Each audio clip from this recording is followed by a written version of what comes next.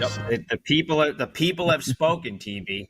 Exactly. Mariners, Angels, Yankees, Rays, D-backs, Braves, Tigers, Guardians. Free plays in all 4 of those games coming up right now here on First Pitch. And, of course, what you want us to cover if you're joining us live here. If you are, like, subscribe. If you're on the rewatch, make sure you comment below and let us know what your favorite plays are for tonight. Let's get right into it. Tokyo Brandon joining us. We also got Adam Trigger in the wings. And we're going to be chatting those 4 games and more here. Mariners Angels is what we'll bat lead off here, chatting about here as Tokyo Brandon has a play for us in that one. 9:38 start here on the West Coast, and it's Castillo and Kochanowicz. I think I actually nailed that one here. TB, how are we looking to bet this one here? Pretty big favorites for the road team here. Not really surprising as they're going up against the Angels, but where are you finding value in this one? So I like the trajectory that the Mariners lineup is on. They were towards the bottom of Major League Baseball, ranked second to last for a long time. Their bats are heating up now, and Castillo's actually heating up now too. He had a very slow start to this season, but his last few starts he's doing much better.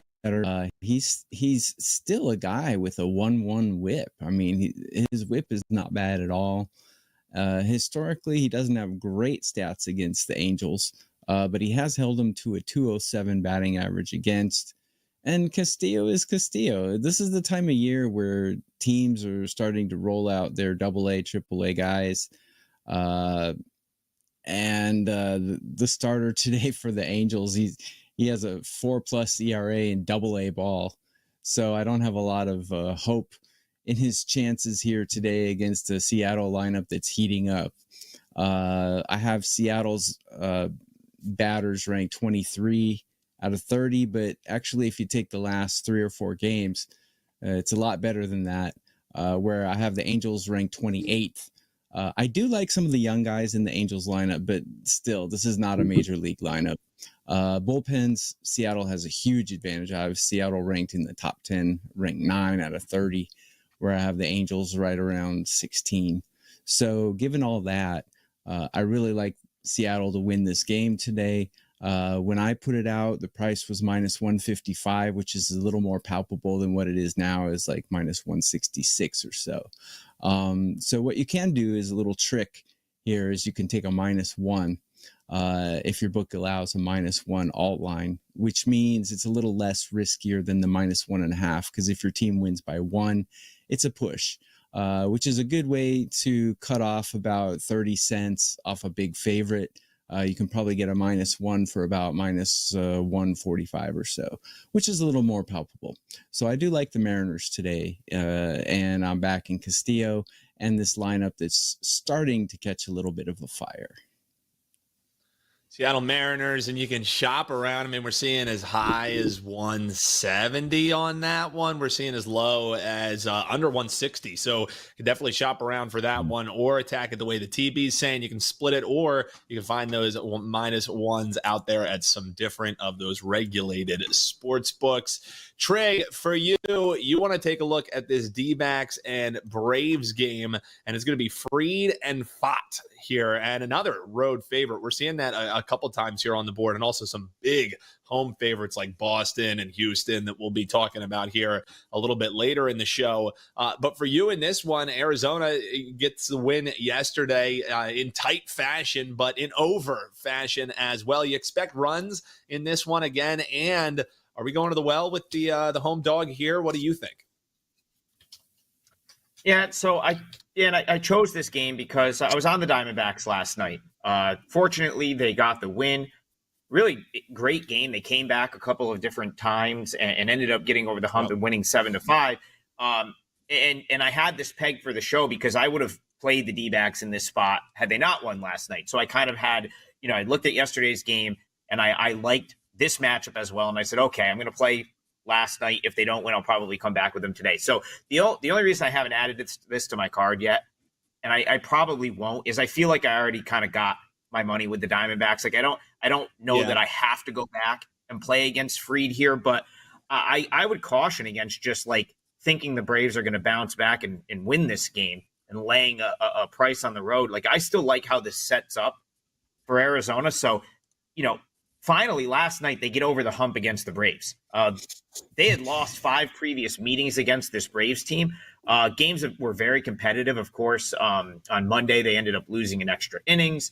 There was a couple of, I believe that the Fried game from the first series was like a crazy game where he got shelled and the Braves came back and won. So pretty unlucky that the Arizona Diamondbacks were 0-5 against the Braves going into last night. Of course, one finally goes their way last night, and I wouldn't be surprised to see it go their way here. I love this Diamondbacks team. We've talked about them, Dan. We've done videos about them. We've brought them up on this show.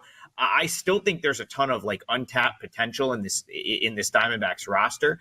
I don't think it's a stretch at all to think that they're going to be back in the playoffs this year. I don't know if they'll be back in the World Series, but this team, they have tons of guys at Reno right now that all could contribute.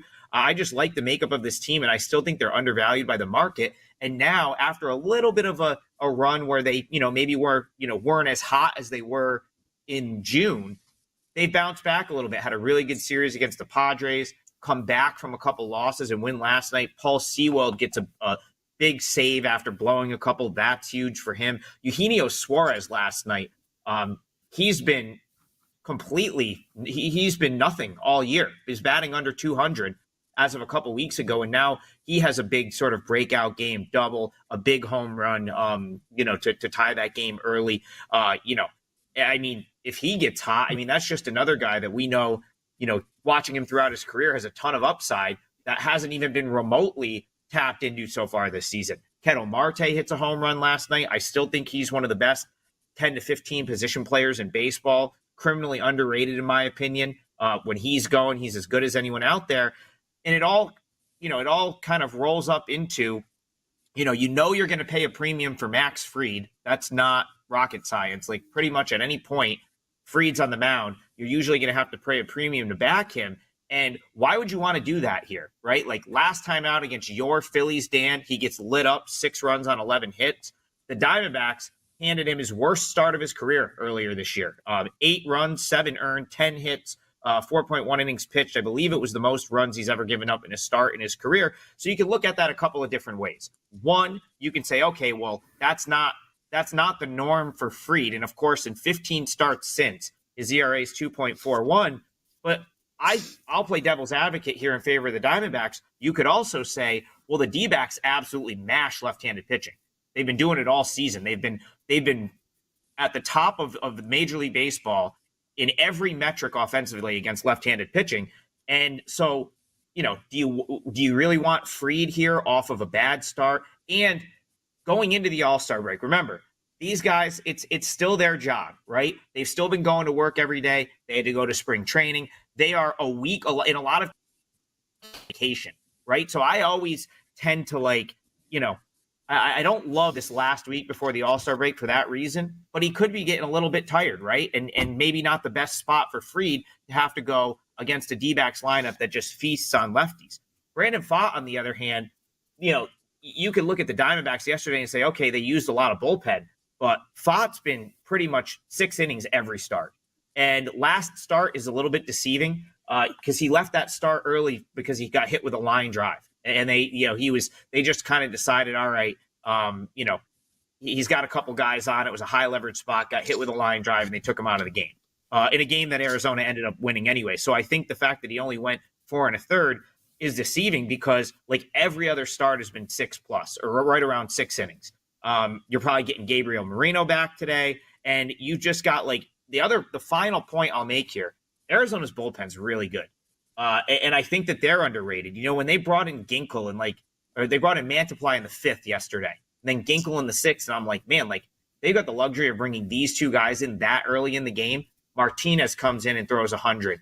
Then you've got Sewald looking like normal at the end of the game. There's a lot of really good bullpen arms, and yesterday's game, for the most part, they were all quick innings, easy quick innings. The only one that really got into trouble was Thompson in the 8th when he gave up the home run to Ozuna. So you'll see a lot of those guys from yesterday again. Ginkel had like a 15-pitch inning. Sewald pretty much 1, 2, 3, no problem. So all of that being said, I just think that Arizona at home, where they play better. Their splits are better. At plus 105, plus 110, I think was what it was this morning when I decided to talk about this game, is pretty good value. I don't know if I'll go back to the well because I cashed with them last night, but if I was going to bet this game, no question I'd take the plus money here. Taking the plus money or passing, that's Atlanta and Arizona. And yeah, sometimes it's like you just want to take the money and run when you feel like you maybe got away with one. With the comeback nature of last night's game, I understand being a little bit trepidatious, a little bit trigger shy, no pun intended there. Hey, if you're hanging out with us, make sure you hit that like button. Make sure you are subscribed. You're joining us here on X, on Instagram, on TikTok. Hit that follow button. We would appreciate it. We still got coming your way best bets in the Yankees and Rays game and in the Tigers and Guardians game. We had some folks asking about that one. It's coming up in best bets. Trig going to have a best bet for you in that game.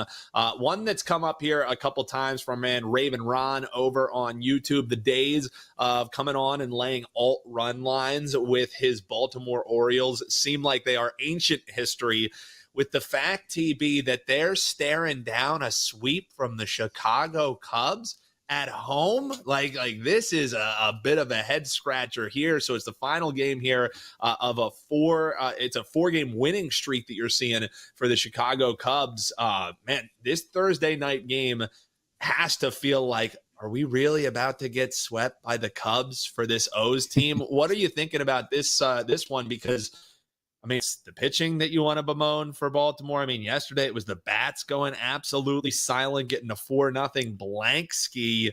How do you see this one shaking out? Because it almost is head scratching to think how poor Baltimore has played against an opponent that you thought that there could have been some buy signs here against, and there hasn't been any. Yeah, nobody is looking more forward to the All-Star break than the Orioles. They really need a break. So true. They have a lot of talent. They're loaded, but let me share my rankings with you. So I rank every team's lineup, bullpen, and starting pitching on a curve of 30. Baltimore currently, the batting is ranked 20, bullpen ranked 18, and so that's very mediocre. It's actually sub-mediocre, where the Cubs batting was ranked 12th, bullpen ranked 14th. So I was very tempted to take the Cubs here today because I'm a big Steele fan, but couldn't quite do it. But actually, one bet that really looked good to me, but I didn't pull the trigger, was the first 5 Cubs plus half run. I think you can get that for minus 130, which is really good value because I think Steele can at least hold them down somewhat for the first 5 innings. The Orioles are still getting really good prices from the books. They're getting very overrated, shall we say, but they do have a lot of talent. They're just underperforming right now, but the book is still pricing them like they're hitting top 5 in MLB, and they're just not. So I think the Cubs first 5 would be a decent play here, but I didn't pull the trigger on it. Trey, what about you in this one? Because what was it? 0 for 11 with runners in scoring position last night for Baltimore. Even in a slump, like that's a number that you haven't been accustomed to seeing when you're talking about O's baseball here. So is that going to have a little bit more positive regression to the mean? Maybe you look towards an over. We've seen under money come in, pushing this off the key number of 9. But how do you see this game shaking out here for Baltimore? Is that, a standalone, it was just a rough night there, or is that kind of a harbinger of things to come as they head on into the All-Star break here? Well, Dan, I just want to say that, I've been on these shows as probably the only person on earth that didn't give up on the Cubs. Okay. So true. So I'm still, and I still am holding Cubs futures. Now, I'm not saying that this little mini, couple of games is the Cubs just being better. It's definitely some Orioles regression, but I still think the Cubs are a little bit undervalued. And I feel like Tokyo Brand is going to agree with me. Albert Suarez has a 2.48 ERA and a 1.2 WHIP in Major League Baseball in 2024. Ridiculous. I mean, we watched TB and I, between the two of us, probably watched every start this guy made in Korea for 3 years. And so the fact that he's had as much success as he's had in a starting role with the Orioles this year is almost, it's just hard to wrap my head around. I could only play against him. Like, and then the fact that he's just $1.40 favorite against Justin Steele. So I'm with TB. It would have to be I'd have to find a way to play the Cubs here. I feel like I missed my chance, like with the Cubs in this series. They've already won the first two games. But, Steele's a guy that just won. I had to double check and make sure, but this is a fact. He has a whip. His whip is 1, which is insane for a starting pitcher. And he just won his first game, like I believe last time out. So he had just been yeah, right. And he played. I think he pitched a complete game shutout on the Friday afternoon game. I mean, that's like for him to be 1-3 and have made pretty much all of his starts. I think he missed one at one point. To have a 1 whip and only 1 win is insane bad luck. I think some of that evens out for him. And I also think it's devalued a little bit just how well he's pitched when he has been in there this year. So, yeah, I would. It's Cubs or pass. I actually think Brandon probably gave the best. Probably the best angle would be to try to go first 5, just because like I could see the Orioles getting a timely hit at some point. I don't know what the +0.5 run is, but maybe Cubs +0.5 run if it's not too expensive, and then just try to charge. Yeah, like that's not bad. Cubs +0.5 a run, and then you just isolate Steele against Suarez. Like that exactly. Would be the way I would play that game. Yeah, and yeah, you shorten the game. Suarez Go ahead. 2 years. Suarez pitched 2 years here in Japan for the Yakult Swallows, and he was awful. So, and that was before he went to Korea. So, I mean, I can't believe how he's performing. I'm a big Steele fan. I love Justin Steele. Offhand, so, I didn't write these numbers down, but offhand, I think the Cubs run a lot and attempt to steal a lot. And Albert Suarez, the way you get him, he does not control the run game well. He struggled with this in Korea like crazy. Guys would get on, they'd steal every time. And he just hasn't given up a lot of base runners this year. But if the Cubs can get some base runners on, they're probably going to run all over him. I could see that happening too. So you guys talked a lot about Steele and whether it's on TikTok, and we also had Alicia over on TikTok asking about taking the Cubs plus the 1.5. I think the guys prefer to shorten the game here, ISO in on Steele versus Suarez, and take the half a run in the first 5.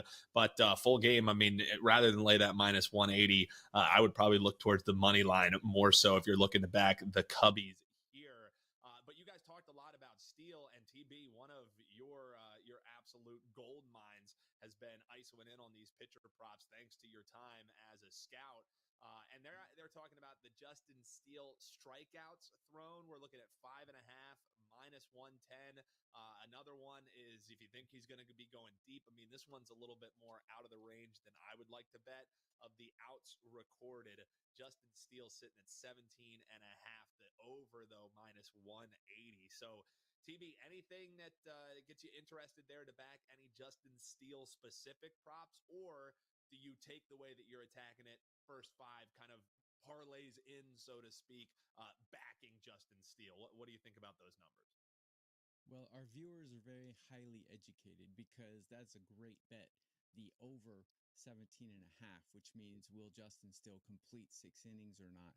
The price is a little steep at -180, which is why I didn't put it out as a play. But he strikes out about 8.7 per 9. The Orioles strike out at about 7.5 per 9. So, yeah, I have his strikeout projection right at 6. But I have his outs recorded at 19.7. So definitely over on that if you can swallow the price. Yeah, for sure. Yeah, I mean, it gets a little bit juicy there, but sometimes that's what's going to happen in these prop markets. Yeah. They would rather juice the thing to hell than just move the number. Is what I run into more often than not. What were you going to say, TB? There's no alt lines for those, like there are for team totals and run lines. So you take what you get. Yeah, Jared asking about the Nerfy on the O's. The only thing that I would worry about is getting them lit up a little bit early. As we said, the pitching advantage definitely goes the way of Steele. I mean, if you think the bats are bad again, maybe ISO in on a team total under for the Baltimore Orioles. Not looking at the Nerfy guys here on the screen. I gotta throw a like thought out on addicts. I got to throw a thought out on the total. I wouldn't be taking an under here. The only thing that concerns me about Steele is he sits like 92, and but a lot of different pitches, like that's just what he throws. But the Orioles struggle with velo. Like, so the Orioles are actually 29th or 28th in the league against velo above 95 plus. So they struggle with like guys that throw really hard. Now, it doesn't mean Steele's not going to pitch well here, but the way the Orioles kind of hunt pitchers is they look to sit on some off speed. They could hit a couple balls out, but again, I'd be more concerned with what kind of damage the Cubs can do against Suarez. So if I was going to play a total, it would definitely be the over. Not a question there. Total would be the over for me. And I would just be more or less willing to play against Albert Suarez, who I don't think can keep this up. Yeah, and I think last thing on this game, and then we're going to talk Reds. We had a question about that from C-Bands. And if you partner with these guys over at WagerTalk, you'll be getting a lot of those C-Bands. How about that, gentlemen? But yeah, so last thing that I wanted to say on this game is Raven Rom makes a good point. O's will win more if they didn't rely on the home run so much. Yeah, if they got back to playing a little bit more small ball, getting balls in play, sure. But it's almost like when you get in one of these slumps when you're swinging out of your socks, it's like until you get contact, you can't quite get out of it. So I'm with you, Raven Ron. Just when does that happen? It's kind of like banging a head up against the wall as it stands right now. All right, let's swing back to C-Band's question. This is one of the early games. There is we got 4 of them going before 3:45 today. So we'll talk one of them here going at 1:10 p.m. Eastern. It's Cincinnati Reds against Colorado. And you're laying a price here on the home team, that's for sure. But this question was simple for C-Band. Maybe he's looking for a parlay piece. Maybe he's just looking to eat the chalk. But he says, Cincinnati Reds, do they get the win? What do you think, Tokyo Brandon? Reds and the Rockies here. They do get the win because they have every category solidified here against the Rockies. But Cincinnati is pretty mediocre at everything. Their bullpen, fairly mediocre. Their batting, fairly mediocre at the moment.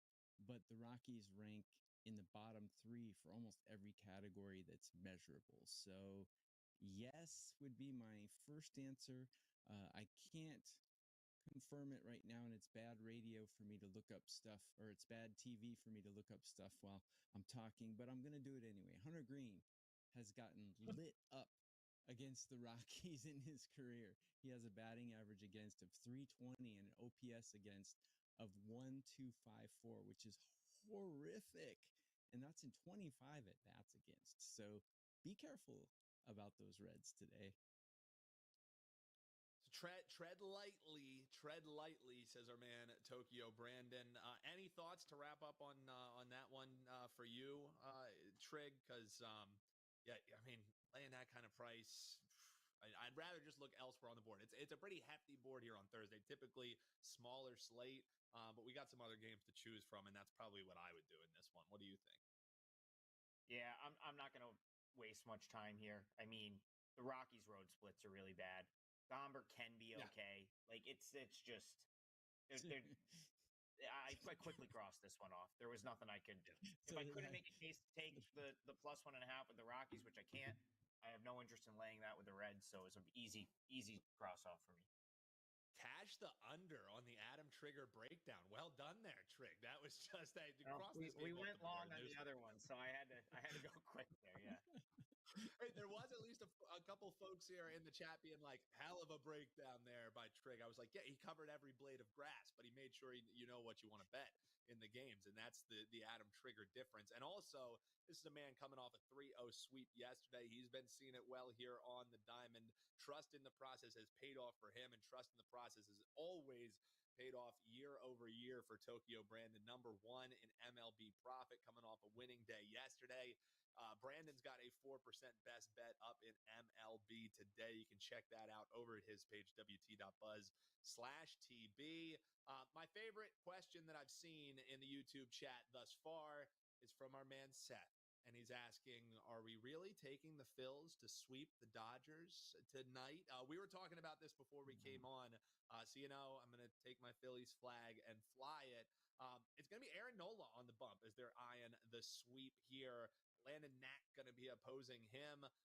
It was two different ways that the team kind of won. It was the 10-1 rolling, and then they got the major's best 60th victory. Count them up, 60 with a tighter triumph, and it was 4-3 in that one. So thoughts for you in this one, Trig? I mean, you went to the well. One of your free plays on Monday was bet the Phillies any way you want to bet them and roll them on over. That was a rocking chair winner. Can Phillies fans expect a sweep here, or are you looking to maybe take some of that plus money? What do you think? I would go back to the Phillies for a lot of the same reasons. I mean, we did a really long, sort of drawn out breakdown of that game on Monday. It was a standalone video, and what I talked about a lot was the Dodgers kind of, running out these, like Landon Knack's actually had a pretty solid season.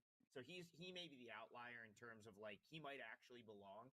But I think from a general high level, like the point I was trying to make is, and I think it was Bobby Miller that we in that start, like the Dodgers essentially have a AAA rotation that's just pitching at the big league level, and it gets glossed over because of how good the team is, the overall team is.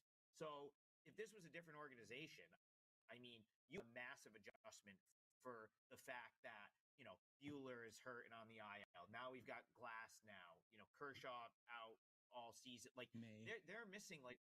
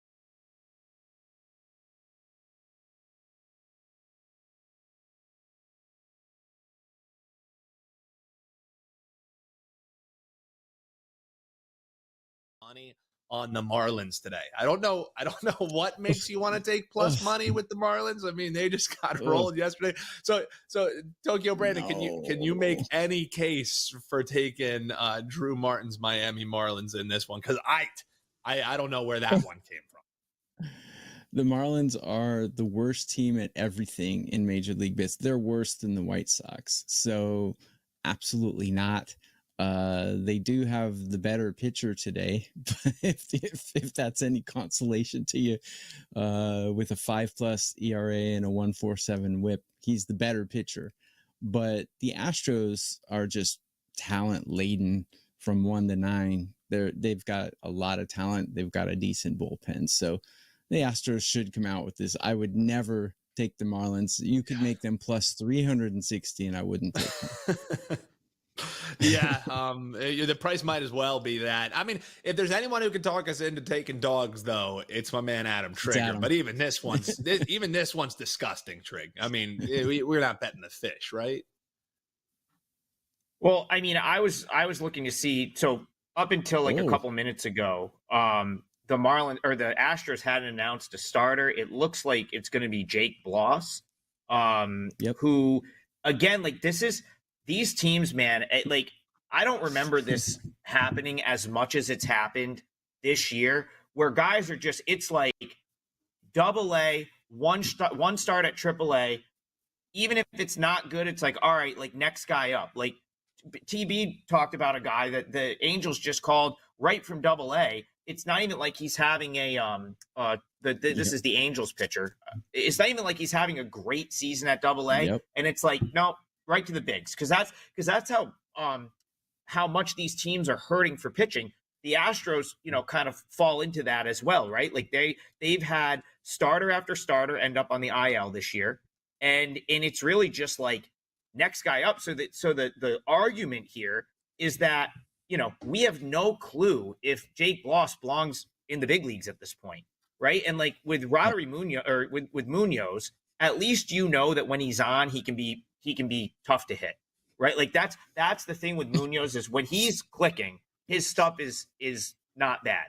Like it's pretty good. But the issue is he's so inconsistent. I talked about this on, I believe, this show last week, where if he'll either walk guys or he'll throw it right over the middle of the plate and give up like a 3-run homer. But he will find stretches where he's hitting corners. I want to say it was a start against the Mets earlier this year where he was really good. Last week I bet again on the Marlins. I ended up losing. It was a game they played the White Sox. They were at home, but Munoz came in as the bulk guy and was actually pretty solid.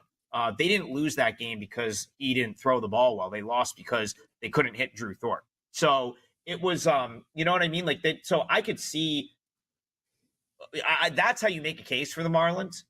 But again, like there's just a lot of unknown here. And there's a lot of like, you either got inconsistent guy that can be kind of good, or you roll with Jake Bloss, who's made one start at AAA and now he's in the bigs, like just thrown in there. So it's a tough handicap.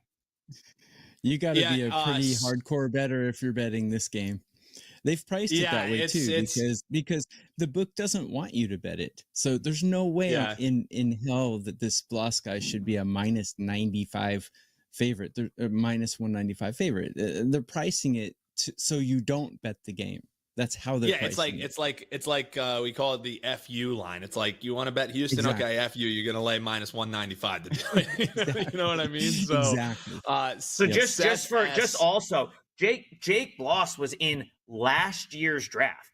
Like he was a 2023 draft pick from college. He went to Georgetown. So he's only been in professional baseball for less than a year.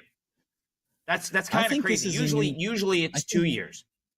I think this is a new trend. Teams are doing this before the All-Star break to give their regular rotation a little extra rest. Yeah, I think this is a new trend. And also this can't be real. This can't be reality. Like these teams cannot be this high. I mean, there's got to be some reason to it. I think they're just giving their starters an extra week of rest. Yeah, like if it was around like April, April 20th, it would maybe make a little bit more sense. But yeah, but these teams, these teams have 7 starters on the IL, 6 starters on the IL. Like the Astros at one point in time earlier this year had 6 starting pitchers on the IL. The Brewers have like 7, right? It's like this is new to baseball. We haven't seen like teams with a whole the Dodgers. Like these teams have 5 starters on the IL. It's like a normal thing. The Giants a couple weeks ago had 2 starting pitchers, right? They were filling the rest of the holes with bullpen games. We talked about Hayden Birdsong, or maybe I gave it out as like a client play, but it's like he's another guy. AA, 1 start at AAA. Screw it. We're going to throw him into the big leagues. And it's like, it might work sometimes, but more often than not, it's probably not going to work. These pitchers are being coddled too. I mean, you know, I grew up watching Nolan Ryan pitch complete game after complete game, and he never got injured. So I don't know what the deal is. I don't know. Tokyo Brandon saying back in my day, the pitchers were men, and we used to walk uphill both ways to get to school in the snow, in the rain. Guys, last game here before we touch upon our best bets. We got a team total play coming in the Yankees and Rays. It's actually a client play coming your way for free right here from Tokyo Brandon. Adam Trigger going to be breaking down Tigers and Guardians for his best bet. Last one I want to touch upon is one of these early games going at 2:10 Eastern. Paul Skeens is on the mound. We have to talk this game when Paul Skeens is on the mound. Pittsburgh and Milwaukee. I mean, if it weren't for Savali on the bump, this would be my nerfy play of the century. I mean, you think about what you're getting here out of Skeens, first ever Pirates rookie that's heading to the All-Star break. You keep thinking maybe some regression will come for him, but he just keeps dicing with that insane slurve and fastball combo. And then, you know, just as far as this game goes, yeah, I like the Skeens on the mound, but I don't like the Pittsburgh bats. So, you know, I don't know exactly where I go with this game. Maybe I just look for first 5. Maybe I sprinkle a little bit on Skeens to pick up the win at some plus money. Anything for you in this one, TB, other than the fact that whenever we watch this guy pitch, it's just electric? What do you think? Well, Pittsburgh's batting number 8 out of 30 teams as far as current form and season form combined in my database. So you can trust their bats a little bit, but Skeens here's another one where the outs recorded is 17.5, but it's minus 220 or something like that. He's completed 6 innings or more in 5 starts straight, and he's also struck out 8 or more in all of those starts. So except one, he had 7. So the over 7.5 would be really good in his strikeout prop as well. I don't know what it's priced, but my projections for him are under 7.5, so I'm not making it a play. But if you go by trends, certainly over 7.5 strikeouts or over 17.5 outs recorded would be a good play for Skeens today. Yeah, and I think I misspoke a little bit, obviously coming off of a game yesterday when the bats were not looking all that great, but a 1-game sample size, as we know, TB, is not the way to be betting baseball. That is for sure. They got some young guys who are hitting. Yeah, they got young guys before they raked 12 of them the day before. So, you know, the best of times and the worst of times there for those Pittsburgh bats. But agreed, recent form, season form hasn't been too damn bad for them. Trig, anything to wrap up here in Milwaukee and Pittsburgh, this early 2:10 start before we get into our best bets here for the folks? Yeah, I mean, I wanted to play. So this is now the second time that I'm going to have to pass on playing Aaron Savale. So I liked this trade for the Brewers. I thought this was a great trade. They were able to kind of, you know, move a prospect and get a legitimate starting pitcher that's got very good underlying metrics that suggests he should be better than, you know, what he posted during his time with the Rays to start this season. But it's now like the first spot was on the road at the Dodgers. I decided I didn't want to do that. And spot number 2 is now going up against Paul Skeens. So I lean Brewers. I still think the Pirates are not a very good baseball team. I think you have to – it makes it very difficult to bet for or against them when Skeens is on the mound because he's a generational talent, and we know how good he is. But you still have to, like, take into consideration the fact that, like, okay, he's probably going to go, 6 innings? And then you still have the Pirates, right? Like, do you want the Pirates as a favorite? Probably not. The Brewers are still a really good ball club, and Savali could easily match him. So I just decided that, you know, the beauty of not, you know, being the better, right, Dan, is we get to pick which ones we want to bet and which ones we don't want to bet. Yep. So I decided that this wasn't the spot to jump in with Savali. And I'll probably wait till the Brewers next game. So maybe it's, after the All-Star break or whatever, but Fair. lean Brewers. I think the Brewers are just a better baseball team. So you're going to give me plus 105 at home with a pitcher I think could match Skeens. That's the way it would look, but certainly not one of my stronger opinions today.